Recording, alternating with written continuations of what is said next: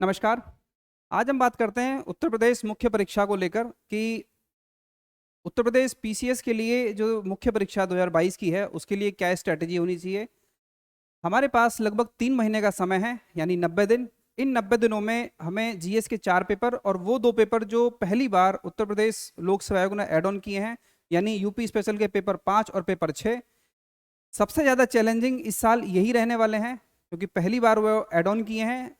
अगर हम देखें जो लास्ट ईयर या पहले जो पैटर्न था मेंस में, तो ये कुछ टॉपिक्स पहले से इंक्लूड थे पेपर 1, 2 और 3 में मिलाकर, जैसे हिस्ट्री, ज्योग्राफी, यूपी का पॉलिटिकल स्ट्रक्चर, ये सारी चीज़ें या इकोनॉमिकल बैकग्राउंड, ये सारी चीज़ें कहीं ना कहीं हमारे पेपर में यानी जो पेपर 1, 2, 3 थे उसमें इंक्लूड थी।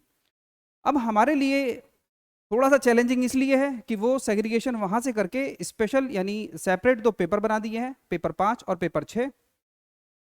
चैलेंज इसलिए कह रहा हूँ कि अगर आप मार्केट में जाएंगे तो आज के टाइम प्रेजेंट टाइम में कोई भी स्टडी मटेरियल मार्केट में अवेलेबल नहीं है जो आपकी इस नीड को फुलफिल कर पाए। इसलिए सबसे चैलेंजिंग है कि आपको इसके लिए जो भी मटेरियल है, जो स्टडी मटेरियल, वो खुद से सर्च करना है, कंसाइज करना है, या जो भी उत्तर प्रदेश की स्पेशल बुक्स हो सकती हैं आपको वहाँ से वो अपने काम की चीज़ें पिक करनी है।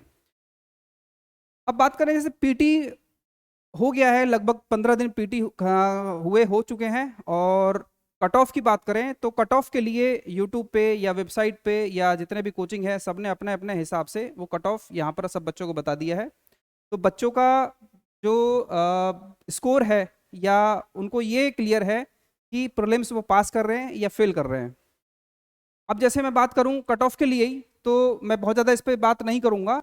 मैं एक मोटा मोटा आपको आइडिया देता हूं कि अगर आपके 83 84 जनरल कैटेगरी में बन रहे हैं, इतना स्कोर अगर आपका हो रहा है, तो आपको बिना कुछ सोचे, बिना किसी भी जबरदस्ती या उलझन में पड़े, आपको अपनी मेंस की तैयारी शुरू करनी है। आपके पास केवल 90 डेज हैं। इन 90 डेज में आपके लिए 6 जीएस के पेपर हैं, एसए हैं और हिंदी है।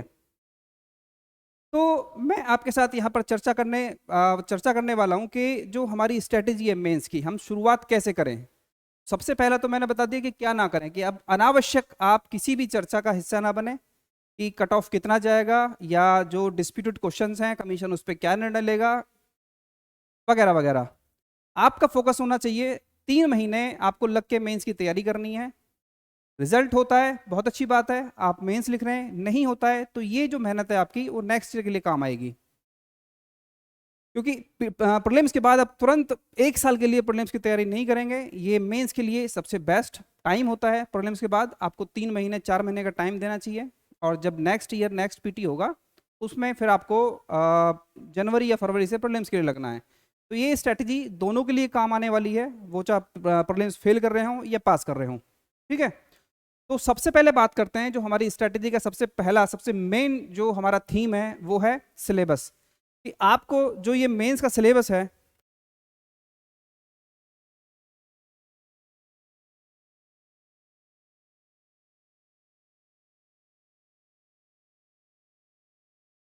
जो मेंस का सिलेबस है सबसे पहले आपको ये रीड करना है, और इतना अच्छे से रीड करना है, टॉपिक को समझना है, देखना है। और इस सिलेबस के जो भी जितने भी टॉपिक डिफाइन हैं आपको उन पर फोकस करना है। और जितना भी स्टडी मटेरियल आपके पास अवेलेबल है आपको उस स्टडी मटेरियल को ही फॉलो करते हुए अपने काम की चीज़ें सिलेबस के अकॉर्डिंग निकालनी है। क्योंकि मार्केट में बहुत सारी गाइड हैं जो आपको बहुत ज़्यादा मटेरियल प्रोवाइड कराती हैं, जिससे क्या होता है कि आपका टाइम बहुत लगता है। तो मेंस का टाइम है, आपको ये सोच के तैयारी करनी है इन 3 महीने 4 महीने कि सब बच्चे क्या कर रहे हैं, मेंस लिख रहे हैं। सब बच्चे मेंस में अपियर होने वाले हैं, उनके पास केवल 90 डेज का टाइम है, और इस 90 डेज को हमें बेहतर तरीके से यानी हमें क्वालिफाई करना है और अच्छी रैंक के साथ क्वालिफाई करना है, ताकि आप क्या हो 2023 में एसडीएम की पोस्ट आपके पास सुरक्षित रहे। तो इसके लिए सबसे ज़रूरी है कि जो मेंस की आंसर राइटिंग प्रैक्टिस है या फॉर्मेटिंग है उसको कैसे शुरू करें। तो अगर हम बात करें जीएस के पेपर की,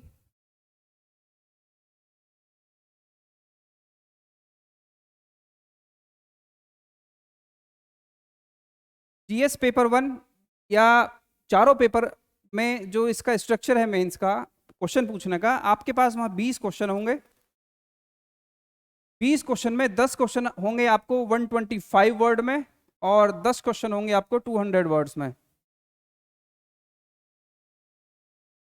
तो ये 20 क्वेश्चंस आपको एक पेपर में लिखने होते हैं और इसके लिए जो टाइम है इन 20 क्वेश्चंस के लिए आपके पास टाइम है 3 घंटे यानी 180 मिनट। अब आपको जो अपनी प्रैक्टिस करनी है या आपको आंसर लिखना है वो इस टाइम के अकॉर्डिंग लेके चलना है कि अगर हम इस टाइम का डिवीजन करें तो जो आपका ये 120 वर्ड्स का क्वेश्चन है ये कितने टाइम की डिमांड करता है, यानी इसके लिए आपको चाहिए 7 मिनट।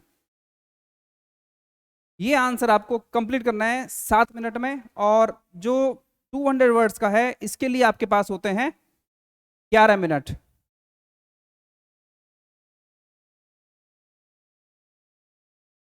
बीस क्वेश्चन आपको करने हैं, ये टाइम का डिवीजन है।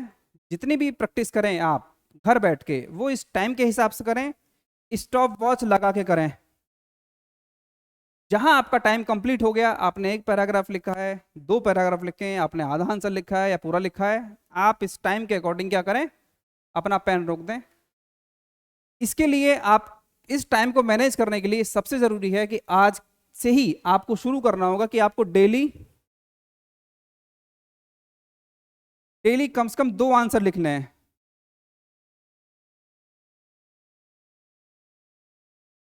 डेली आपको 2 आंसर लिखने हैं। एक लिखना है आपको 125 और एक लिखना है 200।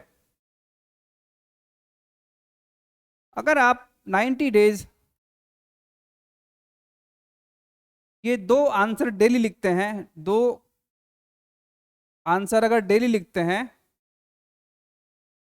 और 90 डेज में जब तक आपका एग्जाम होगा आपके पास बल्क में, यानी जितना टॉपिक्स मेंस में दिए हुए हैं, जितने टॉपिक्स आपके पास सिलेबस में मेंशन है जो दिए हुए हैं मेंस के लिए जीएस के सारे पेपरों में, यानी 6 के 6 पेपरों में, उसके अकॉर्डिंग आपके पास लगभग 180 यानी 180 प्रश्नों के उत्तर आपके पास लिखित में होंगे। और ये जो प्रैक्टिस है सबसे ज़्यादा कारगर आपको मेंस के टाइम पे साबित होगी। ये आपको शायद हो सकता है कि अभी समझ में ना आए, क्योंकि अगर आप किसी भी सेक्शन से या किसी भी पोर्शन के इतने क्वेश्चंस अगर आप लिख लेते हो, इतने क्वेश्चंस की आप प्रैक्टिस कर लेते हो, उससे क्या है कि आपका फ्लो बन गया।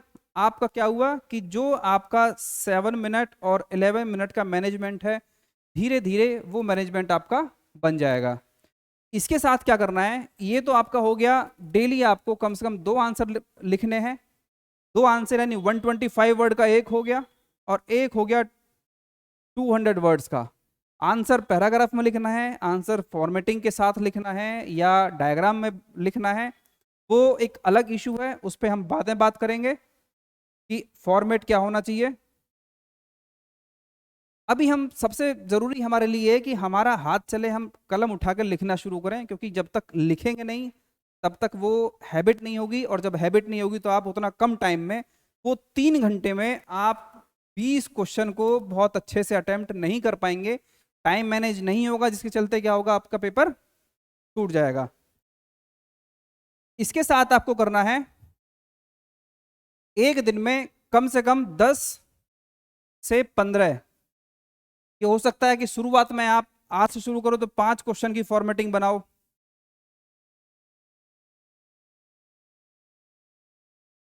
फॉर्मेटिंग क्या होती है, फॉर्मेटिंग जैसे हमने बात की कि आपको 2 क्वेश्चन का लिखना है फुल आंसर, 10 क्वेश्चन के बनाने हैं आपको फॉर्मेट। फॉर्मेट मतलब कि आप कोई क्वेश्चन पूछा गया है तो आप उस क्वेश्चन को किस तरह से उसको विभाजित करेंगे, कि आपका इंट्रोडक्शन कैसा होना चाहिए, मेन बॉडी कैसा होना चाहिए, या अगर कोई वहाँ पर फैक्ट डालने हैं या कुछ डेटा आपको देना है या उसका कंक्लूजन, तो ये होती है फॉर्मेटिंग। इसमें बहुत ज़्यादा टाइम आपको नहीं देना होगा।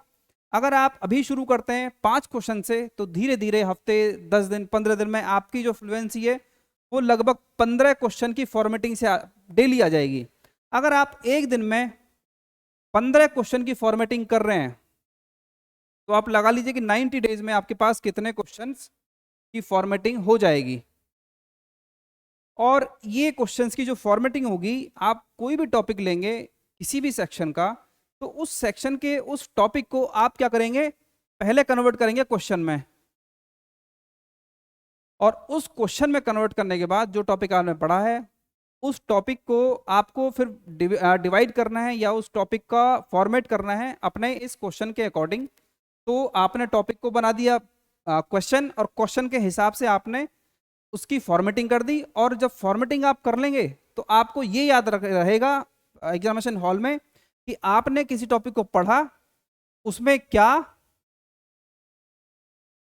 क्यों, कहाँ, ये डिमांड करेगा क्वेश्चन के अकॉर्डिंग कि आपको क्या देना है। ये अगर डिटेल आपको याद रहेंगी, आपने टॉपिक उसी के अकॉर्डिंग तैयार किया है, उस फॉर्मेटिंग के आधार पर ही आपने वो तैयार किया है या पढ़ा है, तो आपको मेंस में आंसर लिखने में किसी भी तरह की कोई समस्या नहीं होगी। ये सारा है प्रैक्टिस का। और बात करें अगर सोर्स की, तो इसके लिए आपको बहुत ज़्यादा भटकने की ज़रूरत नहीं है। ये सोर्स जो भी आपने कोचिंग ली है या कहीं से भी आपने जो भी आपके पास मार्केट से जो भी स्टडी मटेरियल आपने परचेज किया अपने तैयारी के लिए, वो सोर्स आपके पास सफिशियंट है। उस सोर्स के अलावा आप कहीं ज़्यादा भटकना आपको नहीं है। इसके साथ आपको क्या करना है, यूपीएससी और यूपीपीएससी के प्रीवियस ईयर क्वेश्चंस ये आपको तैयार करने हैं। जितने क्वेश्चंस नए सिलेबस के आधार पर पूछे गए हैं आज तक यूपीएससी में, वो सब क्या करना है, आपको उनकी फॉर्मेटिंग करनी है।